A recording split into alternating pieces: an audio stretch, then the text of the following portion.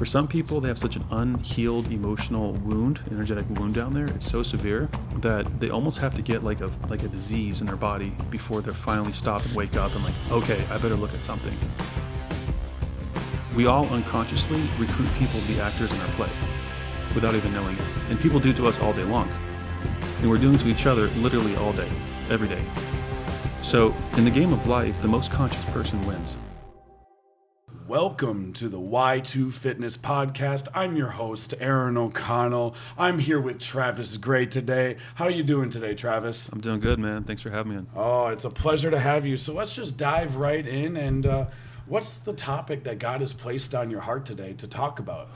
Well, you know, there's a lot of things happening right now in the state of the world, right? Yes, there is. There's a ton of instability happening on pretty much every level. You see these very bold advancements of dark spiritual agendas, destabilization of our economies, our cultures, things that are happening on a government level, and even in our interpersonal relationships, right? Yeah.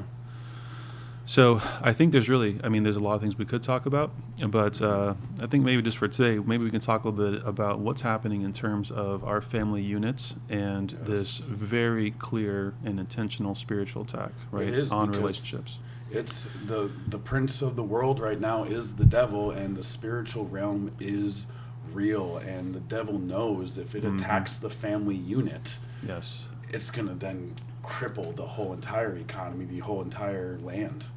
Yeah, our nation, is built off of the family system, right? And so when you get into some of these very seductive ideologies that have been growing in popularity over these past few generations, and now we're seeing the fruit of them in 2023, right? Mm-hmm. It really is a clear and evident thing if your spiritual eyes are open to really see it, right? Mm-hmm. And I think this is what it really comes down to, is having the Spirit of God to give you the discernment, right? And to really understand the spiritual landscape of what's happening in the world. Because, there's you can sit and try to explain to somebody something, and you give them a language, you give them words, and there's the syntax that we understand because our brain organizes and processes, English language, for example. And then, of course, there's the revelation of the words, right? Mm-hmm. So it's the same person that's gone to a seminary and they've had all kinds of religious experiences, and they've gone through mechanics, and we do this, we say these things, we say these prayers, we do this.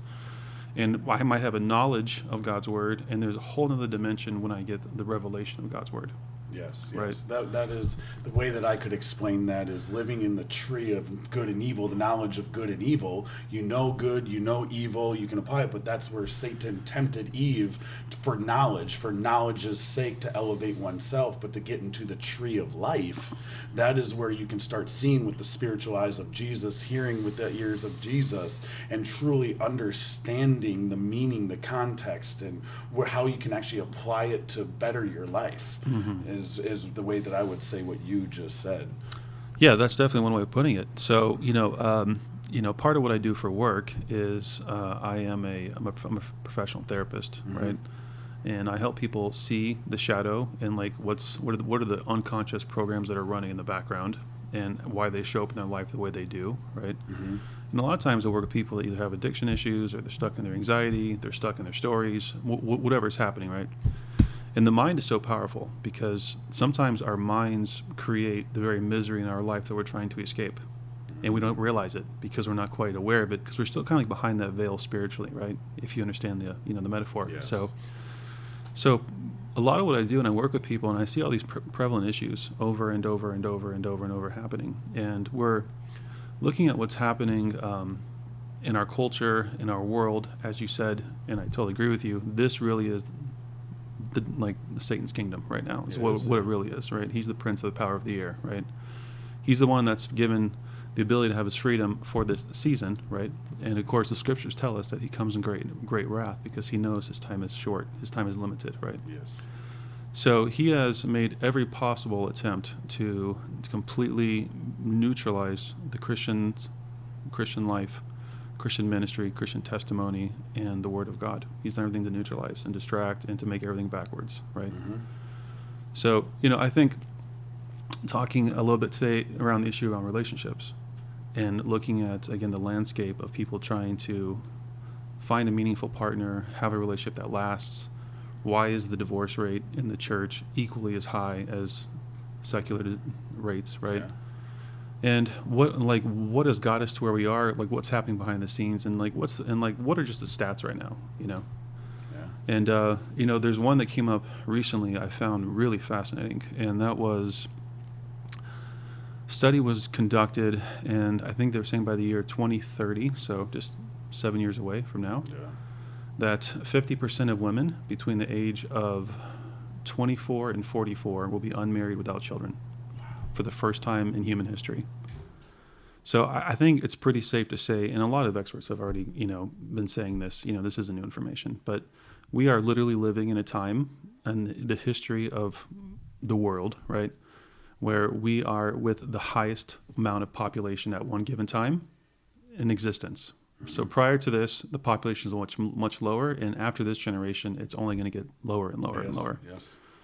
The death rate is rising for the past about 7 years, and now the birth rate has only been declining. And you're right, it literally was this year, or the last year, whatever one, where it finally shifted, and it's like, wow, we all thought that the world was going to have a population problem of where to put all the people, but it's actually quite opposite. Yeah, we're having the decline.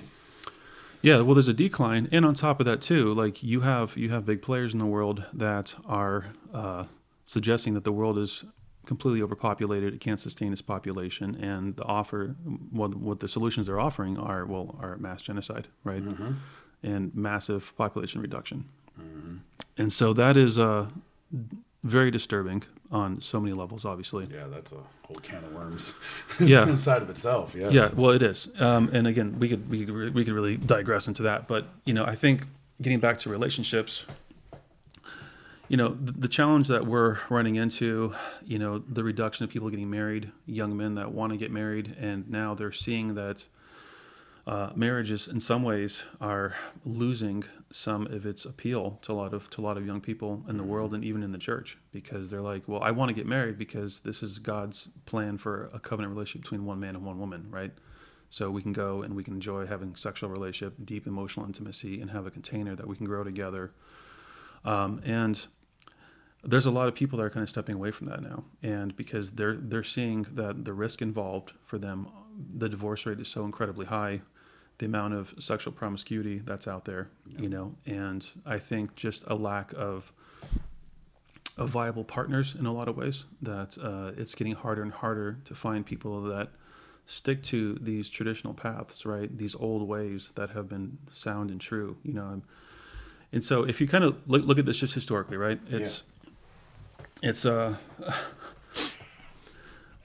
There's been a lot of talk, you know, and even Jordan Peterson was under fire for years, you know, because he would talk and he would try to debunk feminism and, you know, the radical versions of it, right? You know, I think the initial idea was that women may have been misrepresented at some point, you know, in different cultures. Well, yeah, within history, or even the United States, because you can go to different countries right now and they still are. This is true. But in the United States, they didn't get to vote for a while, you know, then still even now the pay equality is still quite not there. So there is truth to it, but like you said, there's this extremeness that's starting to happen. Yeah, and I think what women are running into now is that they're seeing that some of the programming of some of these extreme beliefs have led to them, and of course with hyper users of Instagram and all these other forms of social media, you know, and all these things out there, women get a lot of attention and validation, right? And it gives them the perception that there's endless options all the time, over and over and over, because a man's desire to pursue a woman and the desire for sex, right? Yeah. So women get a lot of attention in that way. But, you know, if you were to like peel it back for a moment and go back to what I was saying earlier, it's like there's prior to up until a couple hundred years ago, you know, pretty much the whole world, you know, like prior to the Industrial Revolution, almost like the whole world lived under the poverty line. Everybody did, right? Yeah. And men and women needed each other. It was just survival, right? And there wasn't like, I'm more important than you per se. It was just, we all needed each other, you know? And there was a structure to how things were done. And again, the places in the world where women, you know, have less status or they're not treated with honor, I think that's out of balance too. And that doesn't represent the heart of God. You know, as a matter of fact, Jesus did more for the sake of women and slaves and a number of people, Yeah. right? A man with relatively no money, no status, where he came from, but who he was as being the Son of God and being the embodiment of the Word of God and representing God's heart. Yes. One man brought the whole world to Jerusalem, and one man changed the history of the whole world, right? He's the master of the universe, right? And so when we're trying to get back to what's happening in our culture, to what's happening on the dating landscape, the marriage landscapes, the divorce rates, and all these things, I mean, the stats are really quite shocking. It just some people just give up on relationships altogether, and the enemy has a way of trying to ruin everything by just doing everything the opposite, right? He just like whatever God does, he wants to do the opposite, right? Yeah. And so now you see a very large percentage of women that get into their masculine energy, and a lot of men that fall into feminine energy, right? And they take feminine traits. And so you see a lot of, when people go on these out trying to meet people, and, some women take this position of, some men take the nice guy because we're just supposed to be nice and docile. And that's not really being a good man per se. That's just being a nice guy. But some men hide behind being a nice guy, right? Because they're not really stepping into their masculine as the God-given role of being the provider and the protector and the leader. It's not just the leader in a sense, but it's the spiritual leader, right? It's the one who takes accountability and the one that wants to go in truth and the one that needs to have enough strength within himself as he's connected to God to contain the feminine, so the feminine can flourish and be safe enough to do that. Mm-hmm. And in some ways, I don't blame women, because a lot of them have had to be in their masculine because they have to provide for themselves. They have to do everything for themselves. So they have to be in a very masculine, because the masculine is kind of like, here, this is where we're going, and I'm driven, I'm determined, I'm ambitious, I have goals, I want this. Purposeful, yeah. Very purposeful. And, and some women have forfeited. Some women have forfeited because of this ideology, this extreme version of ideology. They forfeited like their spiritual legacy, which is to be mothers and to develop a nurturing family system, right? Which is the greatest gift. I mean, that's their spiritual birthright. Yeah, is to be in that feminine, because it's the most beautiful energy in the world. It is. It is. It's the most beautiful in the world. When a woman's really in her feminine and she feels contained and she's loving and she's supportive, you can put something in her hands and she multiplies it. She's diligent. She's loyal. The heart of the man is with her. And a man is greater because of a feminine woman, right? Mm-hmm. It's greater. And that process is very similar to, how does someone get there, right? How does a woman become feminine? And that process is kind of the same thing, like, how does a man step into his, like a biblical role of masculinity? That's a very deep internal journey of our souls to really align with truth of who God says we are, right? Mm-hmm. And with us, like, facing our own shadows and facing our own fears and saying, okay, God, you are the one who defines truth. You are the one that creates moral order. Mm-hmm. And it's not my opinion. It's not the way I've been programmed, just whatever I think. It's whatever you say, God, because you're God and I'm not, right? Yeah. And I'm submitting myself to that, right? Because it takes incredible humility to step into that faith, and a lot of deep trust, Yeah. And so even in a lot of the sessions, I, when I get into couples counseling and things like that, I see women that are like, hey, you know what, I'm just going to take control because he's incompetent in my mind. And her energy is almost emasculating to him. And she's like, I wish he would just step up and do this. And I wish he would be more of it, just criticize or whatever they would do. And I'm like, listen, if you want him to step into the masculine more, that means you have to surrender more into your feminine and leave space for him to step into that and say, I'm going to trust God first, and I'm going to trust myself. And I'm going to let go of that control, and I'm going to say, hey, this is important, but I want you to step into your role, and I'm going to support you in doing that, right? And I want you to be able to, I want to create a space for you to step in with your masculine and to do these things. Mm-hmm. And for a lot of men, depending on how you grew up, if you had father figures around, if they were narcissistic, if they were whatever they may have been, if they modeled it well, if they were absent, some men have different degrees of being in their masculine depending on if they have a paternal wound or not, if it's present or not, or if there's a need to protect yourself or not, right?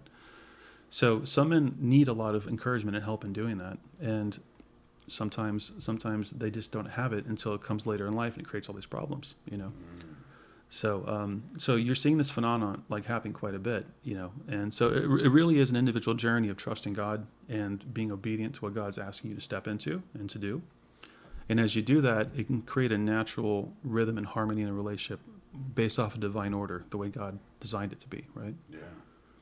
When you're counseling these couples, and you have this woman that has this masculine energy, Mm-hmm. and the male is now almost forced into the feminine energy just Yeah. to make it work. Yes. What are the common things that you do to almost disarm them? What are things that you say to almost put that mirror back at them, to get them to start doing what you're asking them to do, for her to fall back into her feminine energy? What are those steps that you usually take with them, or things that you cues that you say to really get them to realize that? Yeah, great question. And the only thing I'm actually really capable of doing is I'm capable of being a mirror to them. And, Yeah. and I like that choice of words, because that's all we are, relationship. We're just mirrors. That's all Yep. we are, right?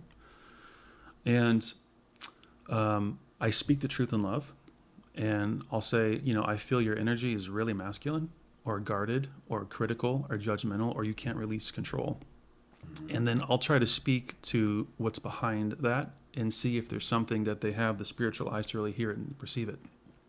Because, because usually when someone's in their masculine, you don't need to be too diplomatic or too soft or too empathic. You don't have to be over those things. If someone's really wounded in their soul and they're in a lot of fear, that warrants a lot of sensitivity, a lot of tact, a lot of validation. But when someone's not in that space, like, you can be more of a straight shooter with them, and you can be a little more direct and blunt. And so with those kind of people, I get more direct and blunt. And I'm like, hey, look, this isn't actually your natural state that you're in right now. And this is probably a program, and part of it could be your inner child that's emotionally running the show. Because behind the need for control, or your own perfectionism, or you projecting things to this other person, there might be part of the inner child that's can't let go of the worry. Am I actually okay? Am I going to be okay if I surrender and release and just trust God for this person, right? Mm-hmm. As opposed to trying to control them.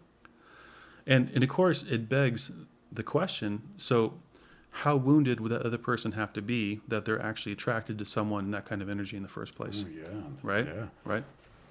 Which is the truth, right? Because again, we're all just mirrors. And what we all do, Aaron, is we all unconsciously recruit people to be actors in our play without even knowing it. And people do to us all day long.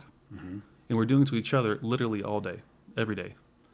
So in the game of life, the most conscious person wins. You know that, right? I like the way you put that.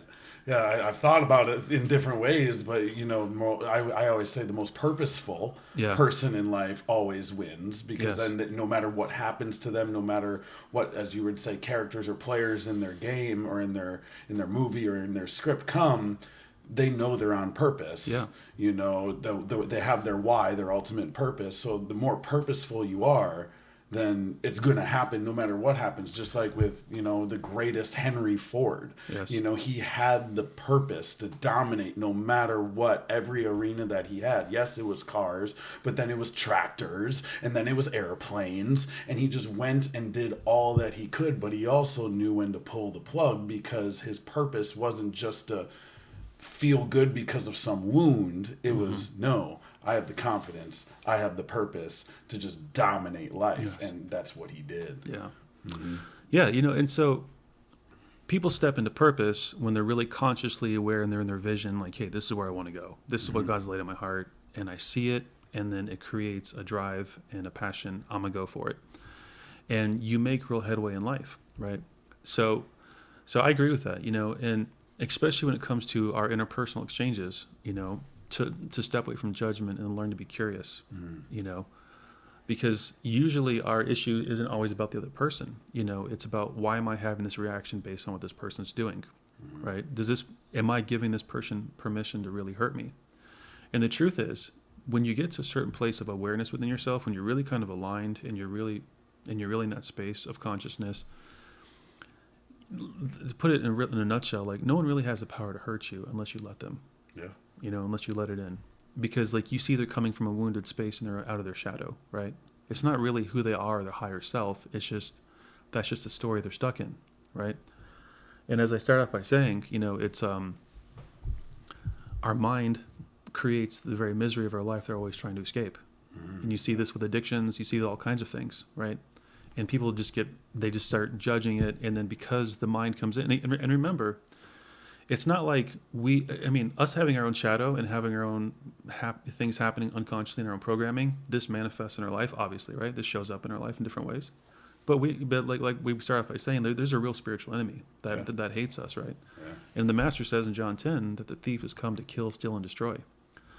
And that's all he wants to do. This is only objective, right? Yeah. And he's a deceiver. And so he'll come in, incept an idea in our mind, and if we're not really attuned to what's going on, we won't realize it doesn't belong to us. And then once the idea is incepted into our mind, then the body starts to produce the feelings as the result of our perception of it. Yeah. And then the feelings then get registered by the brain, and then it reinforces the validity of the story, and then we get sucked into this vortex, and it becomes this snowball. It gets bigger and bigger and bigger until people have a full-blown,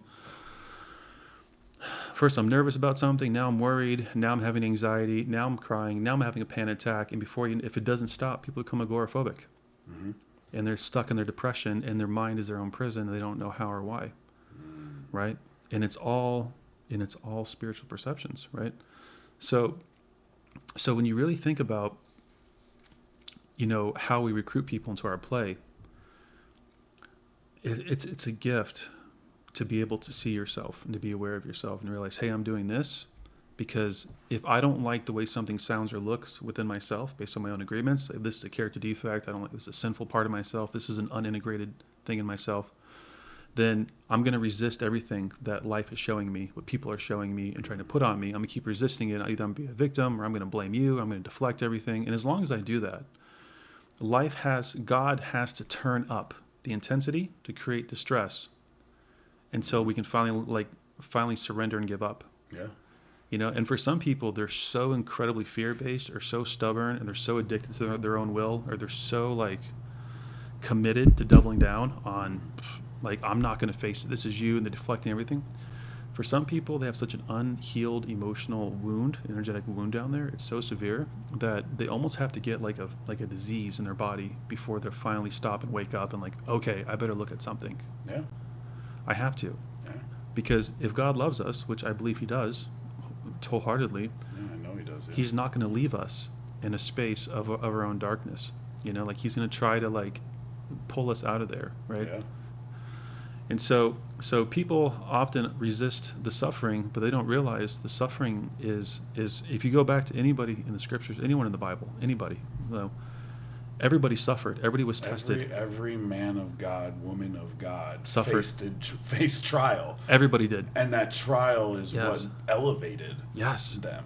Yes. And that's God's grace. And so many people think, why me? Why me? Right. And the real question should be, why not me? Why not me? Why not me? Because like you said, how does gold get purified? In the heat of the furnace. Exactly. And we're the exact same way. God uses our trials to produce character or endurance, and our endurance to produce character to then strengthen our hope. Yes. We know that. But also the Bible says right there in Matthew 6, lean not on your own understanding. And unfortunately, a lot of people, even Christians, don't know the word. They don't. It's very sad, especially here in the Western world, that you can be a Christian for 5 years, 10 years. You ask them, have you read the Bible all the way through? And the answer is, unfortunately, overwhelming majority of the time, no. Yeah. And it's then what do you really believe? And it's that false God. It's the Israelites right there when Moses went up said, hey, we'll worship this golden calf today, but tomorrow we'll worship the Lord. They knew who the Lord was, that he was almighty, but they still worshiped the calf that day because he wasn't showing up the way that they thought. Exactly. Because they didn't know enough. They didn't seek God's face like Moses did, and that is what is needed to really be able to achieve all that we want to achieve, what God has set us out, but also to experience love, because Jesus said it. He is the way, the truth, and the light. He is love. Mm-hmm. And we need to know him to truly experience love, and that's what everyone says they want it. But really, I believe that most people get caught in the lie that they say they want love, but really they want comfort or lack of discomfort. is what it is, because they don't really want comfort, because then they do the thing for comfort. They actually want a lack of discomfort, but then their focus is still on discomfort. If your goal is to not feel bad, well, you have to feel bad in order for that goal to even make sense. Yes. But that's why we don't focus on the sin to get rid of sin. We have to focus on the master. And the more we focus on Jesus, the sins just go away. And that's the same thing, I think, in relationship. The more we focus on Jesus, what the word says, what love is, that is when we can actually learn to love and actually learn to receive love as well.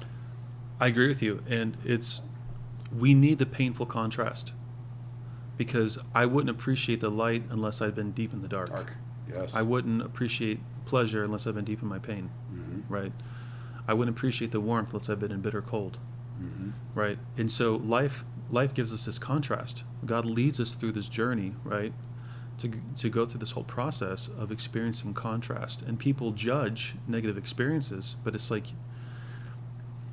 even the negative experiences are such a profound gift. Yeah. Right? Because what it does is if you really let it do its work in you, if you allow it to, the places that you've been in your own story, in your own struggle, in your own darkness, right?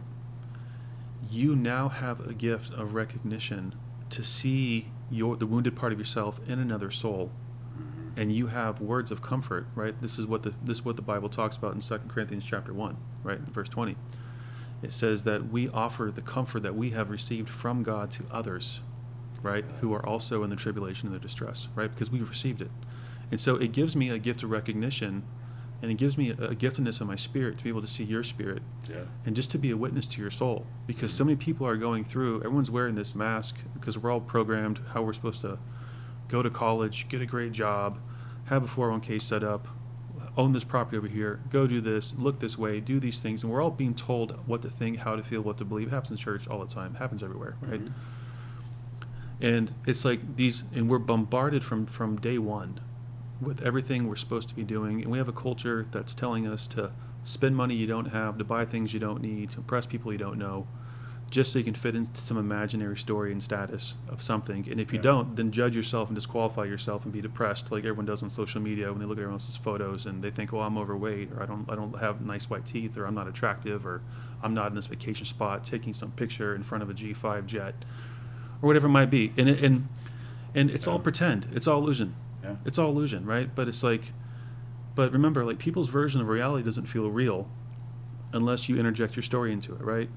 Like, even me in my own journey of having my own distrust of love, it's almost like part of my own inner child would, like before I really saw it and I really integrated that and had to go through my whole painful process, but like I would almost block the very connection that I was craving the whole time, right? Because like I was creating my own misery without even realizing I was doing it. And everybody on some level is doing this process in different ways, or multiple ways, right? Yeah.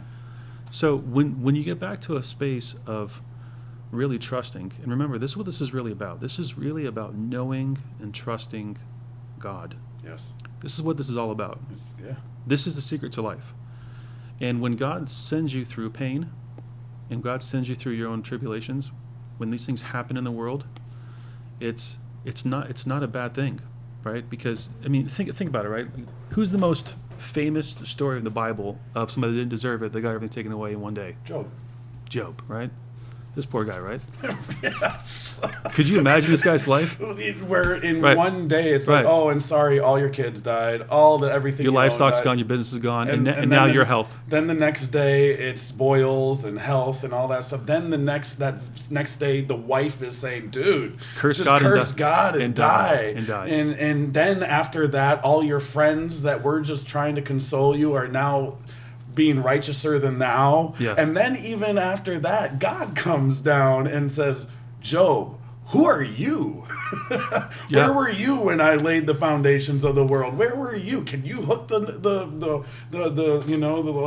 Leviathan through the nose and all this stuff?" It's like, who are you? So like, it literally is like the epitome of like getting knocked off your high horse, but yet he never once cursed God. He didn't curse God, and the guy stayed humble. And there's two verses that come out of Job that I love, and I use them all the time in counseling when I deal with religious people, right? And one of the verses I really like with Job is he says, even though you slay me, yet will I trust him. Even though what appears to be from my finite little speck of wherever I am, my perception of judgment, God, you're slaying me, you're destroying me. Something in my heart's still going to trust you, even though I don't understand what your hand's doing. Beautiful, incredible verse of humility and trust. And the other one, which really hit home for me, when the final chapter of Job, after God had restored double what he had before and his everything, right? And he comes out of this whole incredible trial. And he says, before, speaking to God, he goes, I knew of you from the hearing of my ears.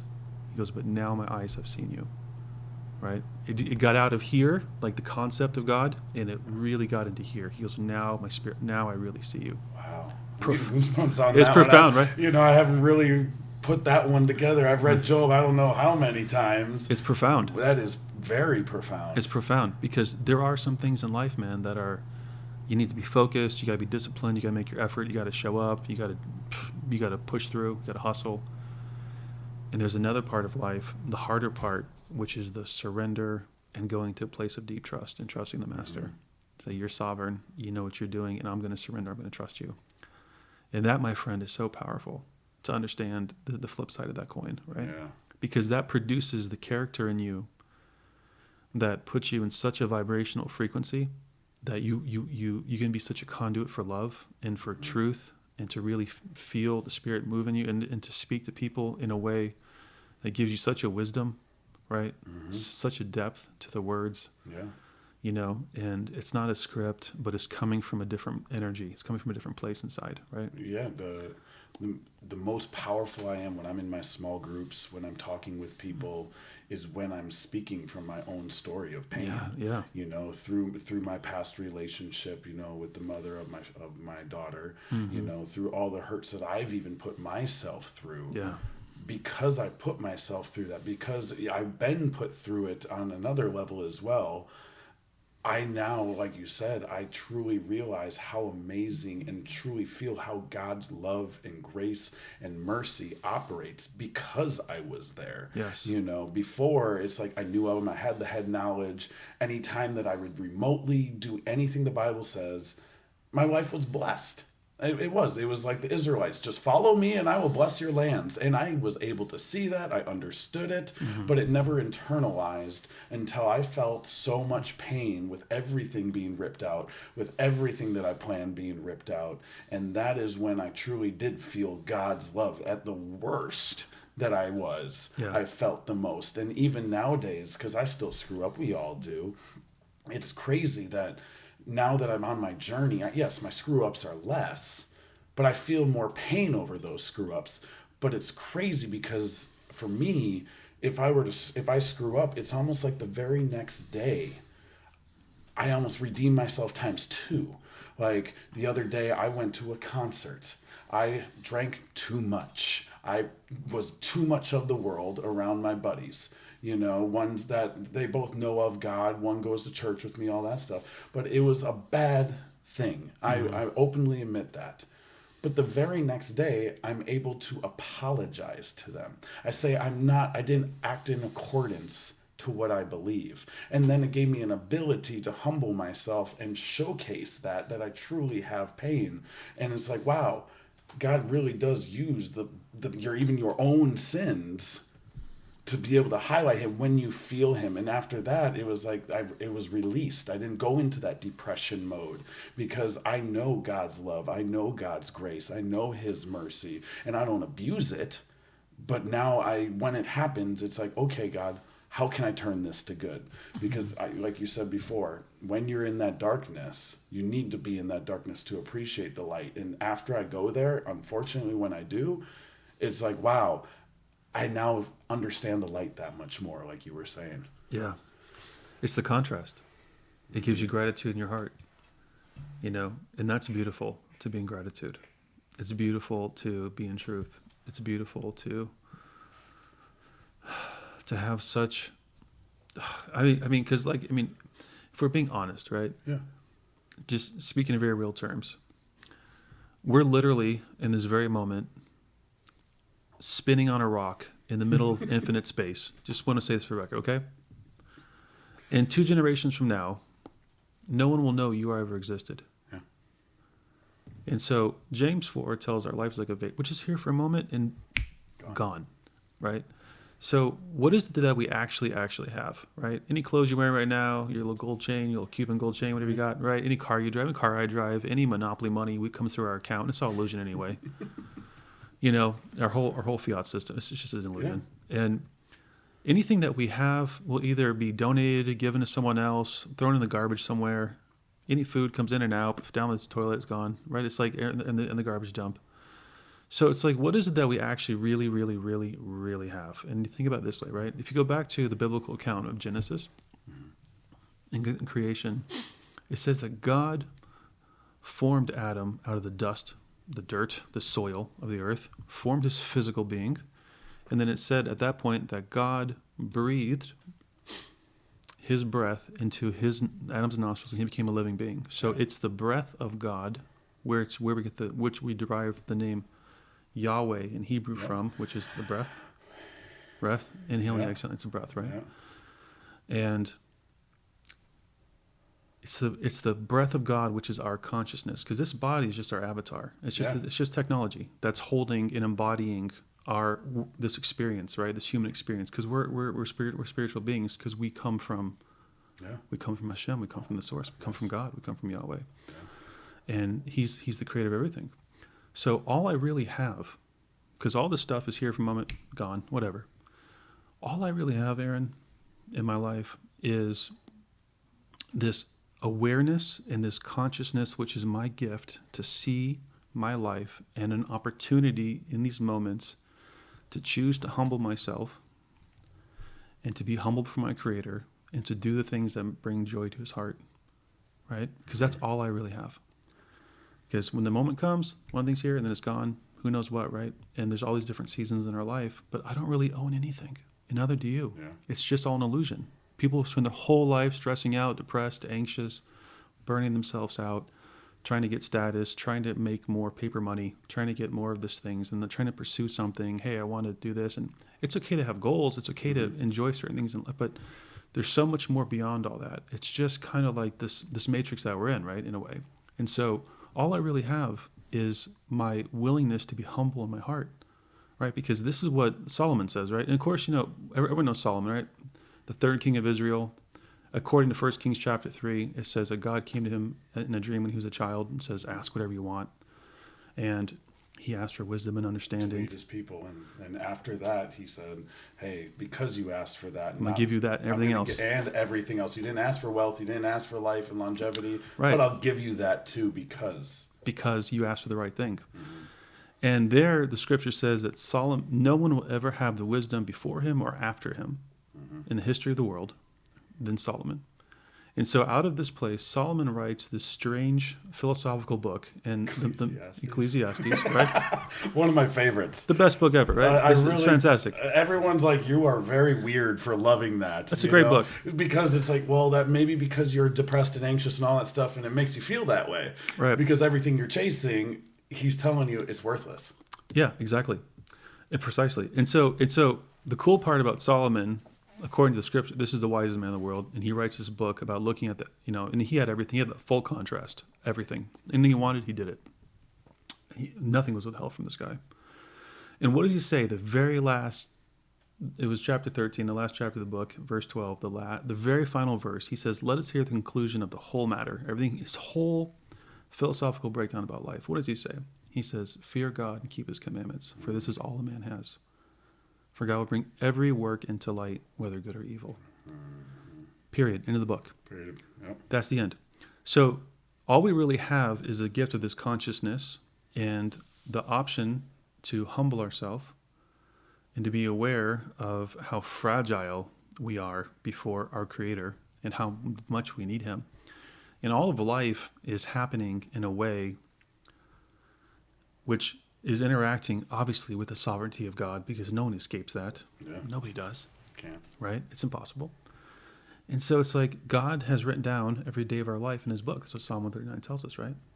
And so when it comes back to, like, what does I really have? What do I really own? It's just God. It's like, you want me to trust you. You want me to know you. right? Hebrews 11:6. Without faith, it's impossible. It's not unlikely, impossible to please God, right?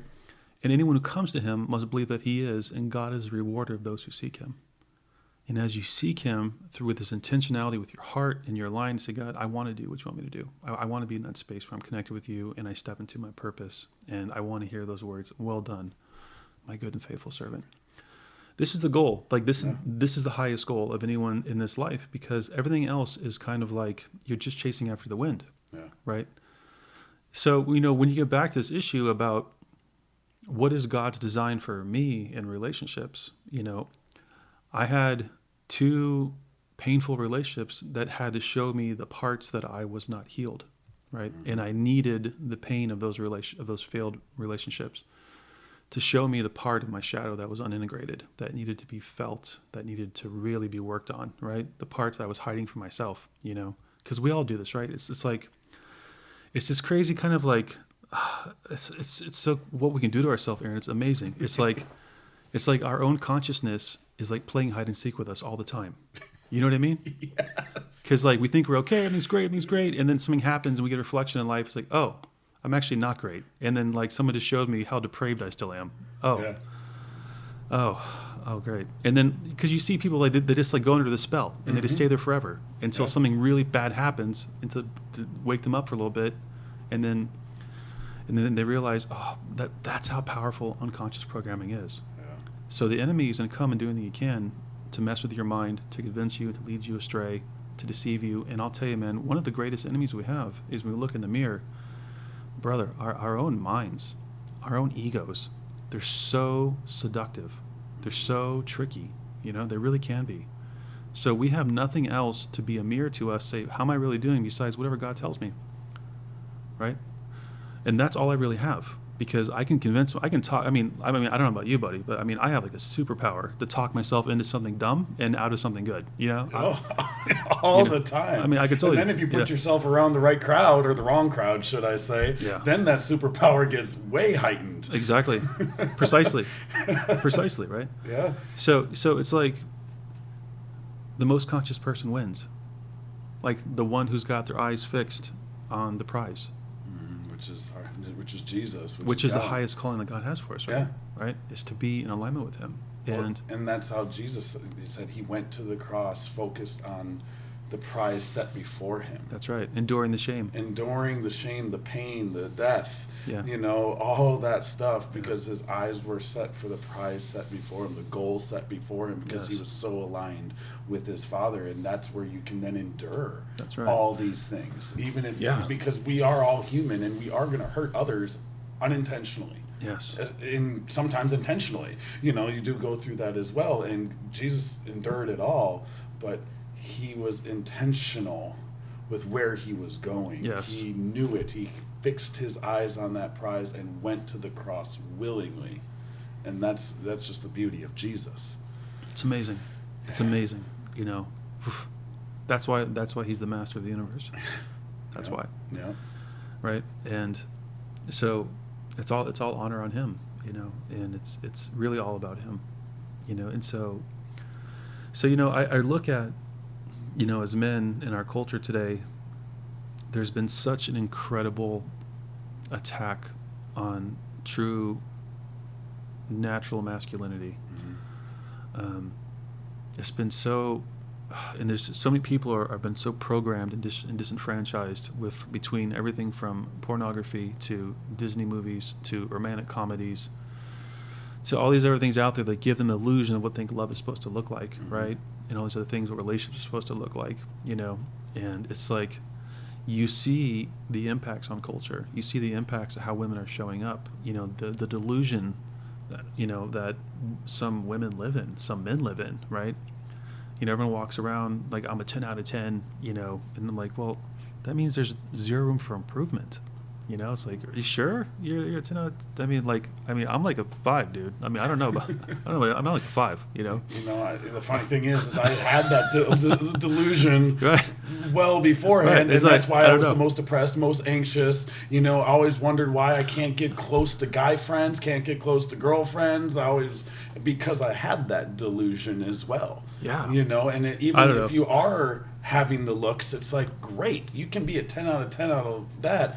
But then I bet you bottom dollar that you're going to be a 2 out of emotional intelligence, financial abilities, all these other things, Totally. which then when we look at women nowadays, they don't just want the 6 foot plus, dark, handsome, all that stuff. They also want the money. They also want the this. But then they also will start saying things like, oh, and he also has to let me be able to do this with my friends and being able to do that. When we know, it's like, wait a minute. It's bananas. No, real men need to know their purpose and also understand, hey, I know my worth.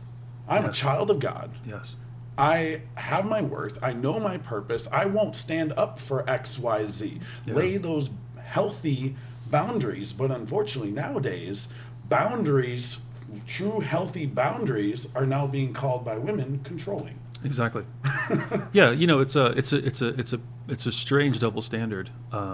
Women have standards. I'm sorry, women have preferences, right?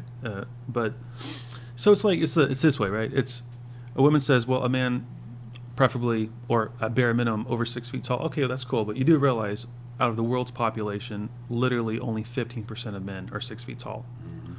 So you want to make $100,000 a year minimum. Some women are way up there, and other things like they got to make this amount of money. Okay, well, cut that number in half again, and you're talking about 7.5% of people will maybe do that. Okay, well, let's say he's got to be in good shape. He's got to have a 6-pack. He's got to be attractive. He's got to be active. Okay, we'll cut the number in half again. And so you're talking about 3%, right? Maybe 3% of men.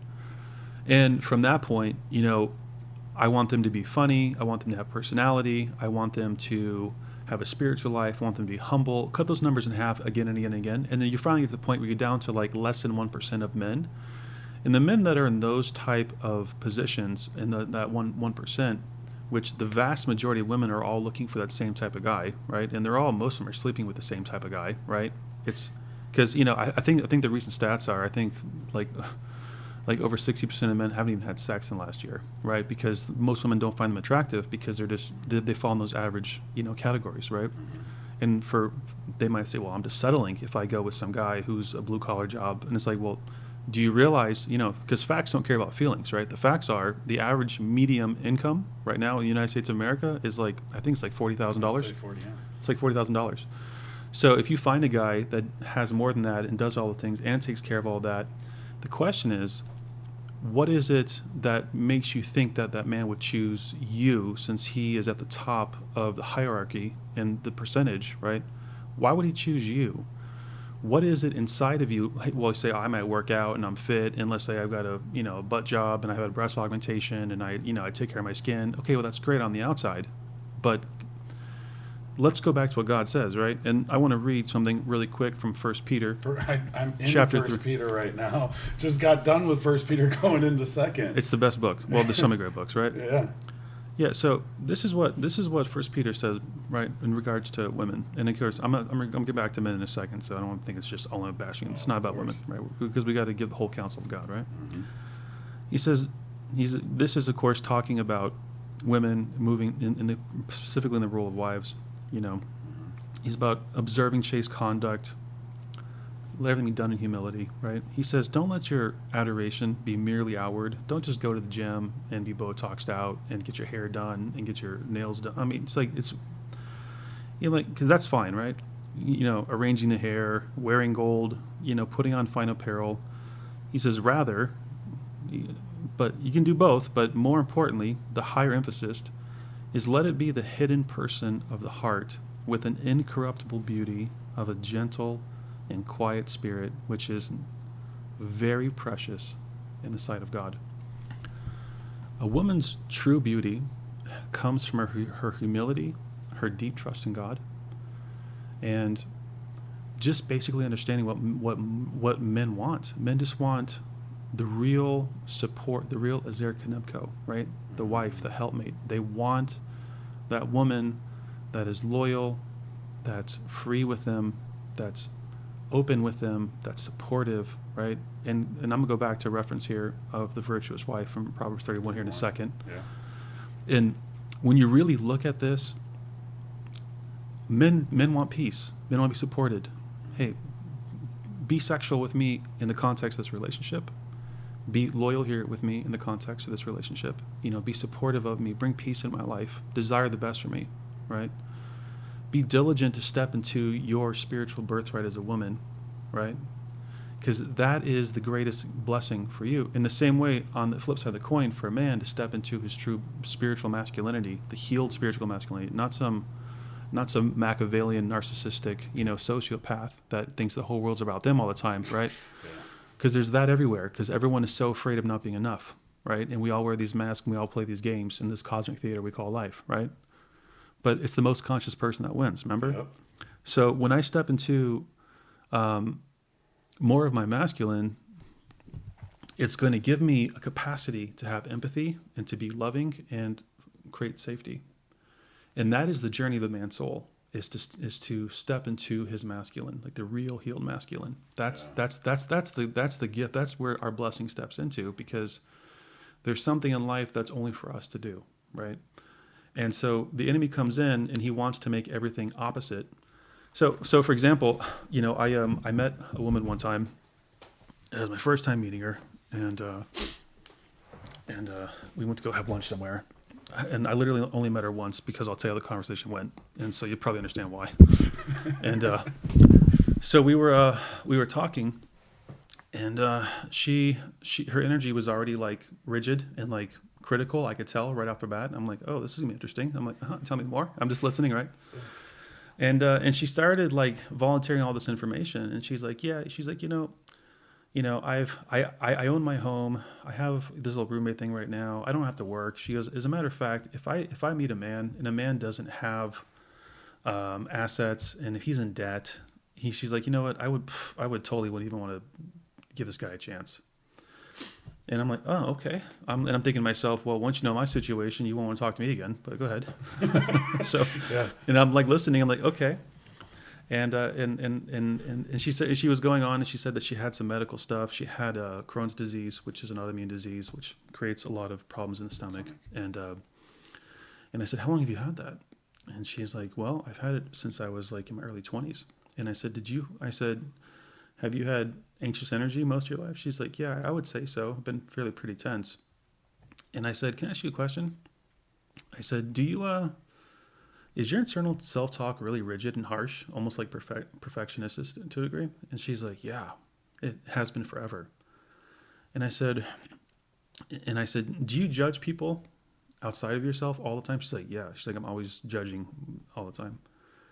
And I said, I said, look, I said, I have a small confession. And I said, look, like, you're cute and all on the outside, but I'm not the kind of guy you'd like, and I'll tell you why. Because I have debt, and I don't have assets. I mean, I used to, but not anymore, and at least not yet. And I'm still working on rebuilding, because life happens to everybody, and everyone's got a story, right? And I said, but can I just share some with you? I said, autoimmune disease only happen as the result of chronic production in the body of cortisol, because that breaks down your immune system. Yep. And cortisol is a stress hormone, and this part of your brain that's trying to determine if there's a threat that's real or not. It doesn't matter if it's just a story, right? But and I said, and go back to what I said, like, your version of reality doesn't feel real unless it's going perceived through your filters, right? Mm-hmm. And I said, your internal criticisms of yourself and your perfectionism and your fear of failure has led to so much internal distress and energy, you're actually giving yourself autoimmune disease. And in the process, you have taken on such a masculine, rigid, harsh, judgmental energy that there's only two kind of men that you're going to attract in your life. She's like, well, I had 2 long-term relationships. I never got married, never have kids. And I'm like, okay. And I said, is it okay if I guess what they were like? She's like, okay. And so the first one, I said, you probably attracted a very passive, kind of a beta male. And she's like, yeah, that was my last one. And eventually, and she gave me some examples how she would judge him because he didn't really know how to do anything, or this or that, or he wasn't masculine in the way that she thought he was supposed to be. And she judged him to the point that she lost all respect for him. Once all the respect was gone, and I said, what did that do to your sex life? She's like, I didn't want to sex the guy. I said, yeah. I said, because you're almost unconsciously bringing him to this, like, you almost energetically emasculate him to the point where why would he want to have sex with you? Because you can't be in your feminine, because he's in the feminine and you're in the masculine, and you're in the reverse bodies here, by the way. So it's almost like he almost takes the role of being like an underling or subordinate or a child. And anybody with their head screwed on straight doesn't want to have sex with their kid. You know what I mean? Unless you're like a sicko, right? Yeah. And so women lose respect for men, out, right? And it's the opposite of what men need at the core, which is respect and honor, right? Mm-hmm. It's the opposite, because that's not popular according to ideology of feminism. Like how the word submission, I don't care if the Bible says it. We're not doing that, because that's, and I'll get back to that in a minute. And I said, let me guess about the one before that. Is that cool? She's like, okay. I said, you found a pathological narcissist that had no empathy for you, right? That was more disagreeable than you were. She's like, yeah. And I said, how long did that last for you? She's like, I couldn't do it. It was so disrespectful, and like I didn't feel loved. I said, of course. So your energy right now is positioned. You're only going to get this or this until you heal that part of you that lets go of the masculine, and you actually can go into your feminine. And I said quite frankly, someone like me that's so honest with, and I asked her, I said, are you able to be in your feminine at all? And she's kind of taken back, right? And she's like, and she was so stunned by the audacity of my question. She goes, well, I want to be. I do. And I said, kid, you got some work to do. I said, because look, at the end of the day, it doesn't really matter how good you look on the outside or how attractive you might be. It doesn't matter, because you get in a relationship with someone's heart, with their soul, like their humility. Mm-hmm. You know what I mean? Like the resiliency, right? The part of them that wants truth, the part, like, what's your capacity for love? You know, like, are you kind? Are you gentle? Like, have you really integrated enough of your own darkness and your own sinful nature before God that you have empathy for other people? Because even when rejections happen or someone judges you and they want to cut you off, it's like, it's only because that person hasn't integrated their own darkness. Because if I really knew, even Psalm 130 verse 3 says, if you, O Lord, kept a record of sins, who could stand? Who could stand before you?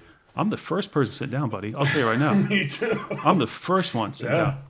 So it's like, when I integrate my own darkness and my own sinful nature, and I still say that God doesn't treat me the way my sins deserves, he's so merciful still, right? Lamentations 3 said every morning his mercy is brand new, right? Mm-hmm. Great is his faithfulness. And it's like, thank you, God, for such a grace. Thank you, God. And it's like, when I see someone's darkness, now I have compassion and wisdom. And so when I see people get into that space of profound judgment and rejection, it's only because they don't have spiritual eyes. They're still behind the veil. They don't understand their own depravity yet. And that's what leads to us walking in love, right? And what's the famous verse, John 13:35, when the master says, men will know that you're my disciples if you have love for one another. Yes. And that love comes from being loved, being forgiven, letting that, integrating, using the darkness of in our struggles and our character defects and our sins and all of our nonsense to show us love. The Bible even says you can have faith that moves mountains, but if you don't have love, you have nothing. Nothing. Yeah, right. Yeah, that's right. Of course, this is the famous chapter of love, right, in 1 Corinthians 13. Mm-hmm. Paul says, even if I had all spiritual revelation, all spiritual knowledge, but if I didn't have love, it's like a banging brass or a cymbal. It's just an annoying sound. I mean, so having depth, having intelligence, having sincerity mixed with warmth and humility is what people that are really integrated are. Mm-hmm. That's the fruit of it. That's the fruit of it. And when you see it, it's such a beautiful energy to be around, right? It really is. And, I really love how you really showcased autoimmune disease to that internal dialect. And because that's the whole thing behind the Y2 Fitness. The Y is God. He is the ultimate purpose. End of story. Yeah. And the paradigm that this podcast takes is your fitness is your ability to overcome the task at hand. Yes. That's it. Yeah. The task can be relationship, parenting, whatever. That's why you are here on this podcast. But what I have realized, and because I battled, should I keep it fitness? Everyone thinks fitness is all about how you eat and how you work out. It's like, no. Because, or just health. And they think I need to eat or train or change my lifestyle up. Yes. But they never really think, wait a minute, Jesus is the great physician. Yes. He is the ultimate healer. Come to me and you will be healed from all your afflictions. Yes. You know, he that is what really happens. So many people do everything right. But if you're doing everything right, quote unquote, within the world, sorry, you could be stressing so much, having that cortisol come out and be cancer ridden. You can have leukemia. You can have all these autoimmune disorders. You can be so prone to injury that the moment you go do anything, this breaks, that breaks because of that stress. And that's why I have this podcast in the first place, is because I truly want to help people heal their health, achieve their purpose in life. That's what this is all about. But I just want to showcase to everyone, because they don't think it, that like even the mere unforgiveness of somebody can cause major health issues all the way to death, let alone wreaking havoc through their thought processes, how they sleep, all these different things, because it's all connected. Because this is, yes, 100% physical, but also 100% spiritual. You neglect that spiritual, your physical will be neglected in some way, shape, or form. But we can go all the way back to God. It's grace. Yes. That immune disorder in that woman is God's grace. It's a wake-up call. It was the wake-up call, or at least not yet for her, but whatever it may turn into. It's God's grace saying, hey, there's something wrong.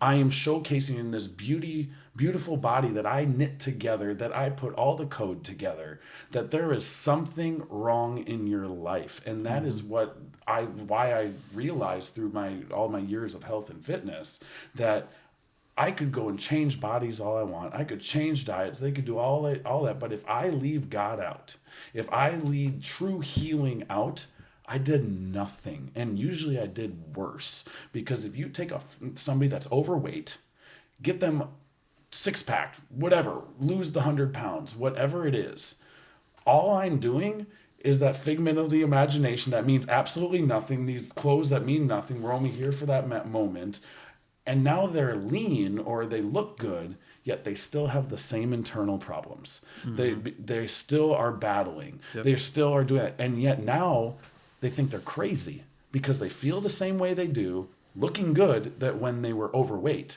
And now I just added another issue to their mind because now it doesn't make sense to them. They at least could attribute them feeling bad to because I eat ice cream every single night and I weigh 400 pounds or whatever it may be. Okay, but now they're doing everything right and I still feel bad. Uh-oh. And I just saw anxiety, depression just going up, because anxiety and depression is that alert that God gives us saying something's off, you know, and what most people do is just go, well, what else can I do? What else can I do to make this happen? It's like, no.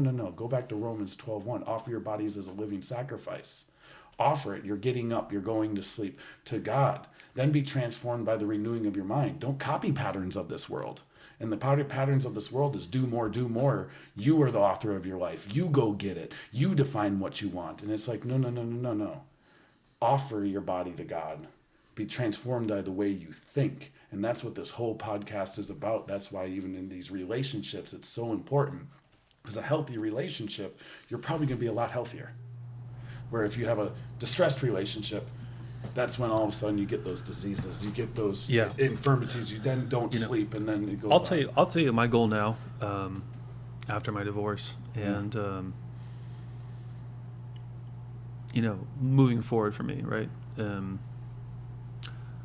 My goal now is, there's this thing out there, this idea, it's called a conscious partnership. And the conscious partnership is, it's not two fully healed people. I think the whole idea is rubbish. You got to be fully healed. You be fully healed. You're not going to be fully healed until you're in heaven. Right. Well, that's well, that's true. Yeah, that's true for sure. In that way, but also on a different level, there's a truth to it, because you need the reflection and the connection to help mold your experiences and get the data points so you can have a corrective emotional experience with another person, right?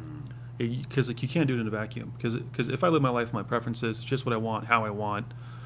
Like Amazon, I'm not ordering that unless it's Amazon same day delivery. Like we become so we become so conditioned to everything being our way, right away, Yeah. because we've had such a vast resource of wealth in this country, right? And so it's understanding the premise that it's unhealthy relationships, unhealthy attachments create our wounds and give us our story that put our defenses up and put us in our ego and put us in all these other things, right? That create the form of this part of the shadow. And the thing that heals it is a really aware, conscious partnership, which means here's my wounded part that needs reassurance, that maybe doesn't quite fully trust love yet, that is really there for me. And here's your part where you have your fear of abandonment, or you have this ongoing belief program that you have to put all this effort all the time to do. Anytime there's a conflict, you're never going to repair, which is part of my stuff, right? So if here's my wounded area, and I know here's your wounded area, and here's where your defenses come up, and here's where you need your reassurance, we're both making a very consciously aware choice to step into a container in a relationship together and to have a lot of gentleness and to have a lot of honor for the person's soul that needs the experience that's corrective in nature, and to have the humility to go and connect. And that is all I'm looking to create at this point in my life, where I can have this conscious partnership with a woman that sees my heart, sees my soul, and also is aware of herself, not in denial, not beyond her own fears, not trying to control something or avoidant or whatever it might be, right? And just to say I see you, I see your worth, I see your value, and thank you for sharing the part where you're wounded. I'm going to treat that with extra care because you deserve it, because you're made in the image of God. Mm-hmm. And I'm going to come in my feminine energy with this gentle and quiet spirit, right? And I am going to have honor for you, and I'm going to trust God to give me the wisdom to be the partner in the mirror that you need so that you could literally flourish, because that's what love does. Love wants the best all the time for the other person. And it comes in various forms, right? I mean, I have a few friends in my life that deeply, deeply love me, and they really want the best for me all the time. And it almost brings me to tears when I think about it, because it's like I'll be on the phone with them and say, buddy, like I'm thinking about you, and like you really love me. It's like, yeah, dude, I love you. Like, you're the coolest. I'm like, dude, you're the coolest. And I want the best for you, right? Yeah. And it's such a deep energy of honor and like recognition, right? Because we all have this story that we want to be known and seen. And I think that's why so many men go through our culture and they just live these lives of just quiet desperation, because they're invisible to women, because they're just average. They have a blue-collar job, or they're not particularly handsome or fit or talented or intelligent, or they don't have something that draws attention to them that makes them on this marketplace of this stacked system that it's the whole system's rigged to fail right now. And so many men just go through their life without any attention, and that's why the vast majority of suicides are by men. Yeah. The vast majority of incarcerations are men. Well, and then you look into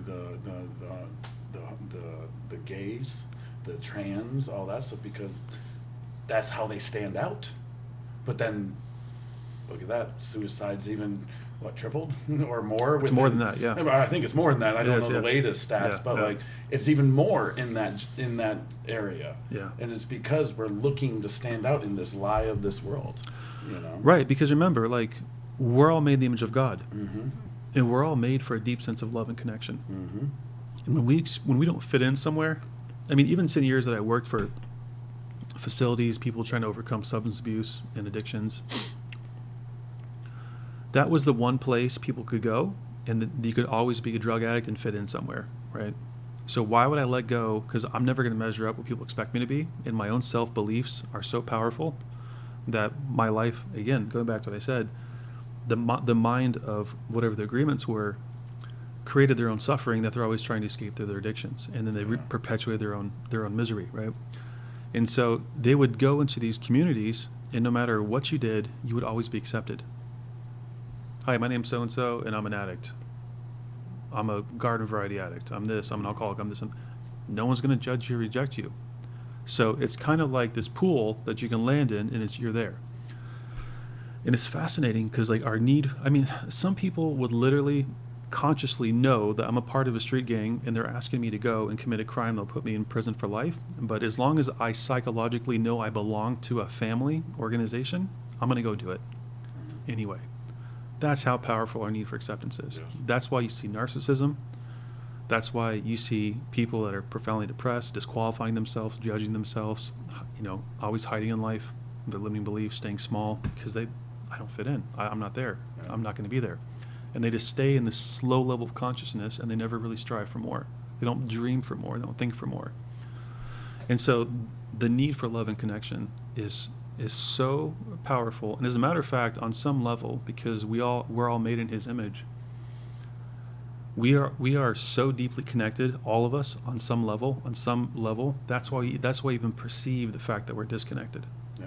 Right? We're all spiritual beings having a temporary physical experience. Human experience, right? Yeah, but we all are meant for eternity. We are all spending eternity somewhere. That is how we are connected. And there's only two places where we're spending it.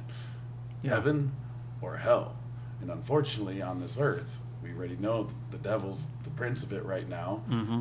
He's trying to get that community, because we all are meant for community. Where is the worst place to be in the world? Solitary confinement. Yeah. Instantly go crazy. Yes. Instantly, because Yes. we are meant for community. Jesus Yeah. had his 3, his 12, his 72. He modeled it perfectly.